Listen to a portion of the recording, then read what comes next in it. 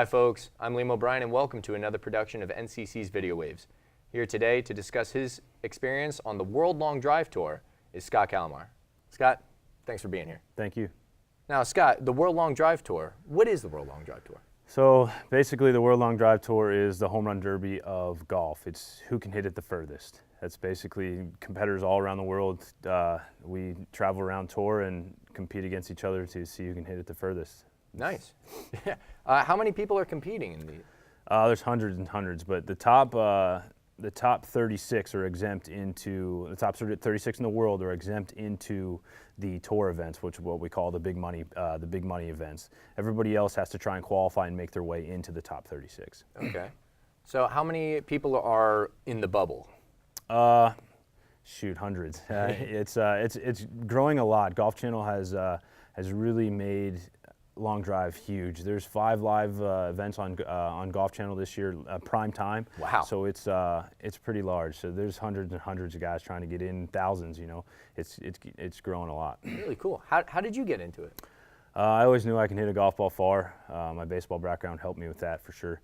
But yeah, I just showed up to an event and tried to beat out all these hundreds of guys, and I ended up doing it. So that's how I got in, and I've broke my way into the top 36. Now I'm fully exempt into the tour event, so it's pretty awesome what long drive has been for me. Really cool. How long have you been performing? It's been about 2.5 years since I ended my baseball career, and then I went right into long drive right after that. So it's been about 2.5 years. Baseball career? Who'd you play for?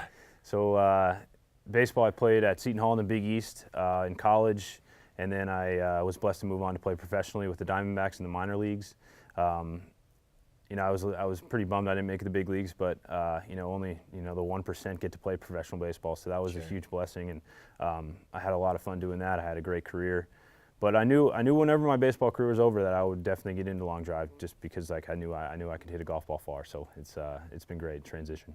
Yeah, and speaking of transitions, you had a lot of skills playing baseball that you could transition into the yeah. So my training for baseball, which I wasn't really focusing on that, but my training for baseball to hit home runs and my strength with a swing translated perfectly to golf. And I mean, I was training then and didn't even know it, what I was actually really training for now. It's pretty cool. So I've built a good base for that, for sure.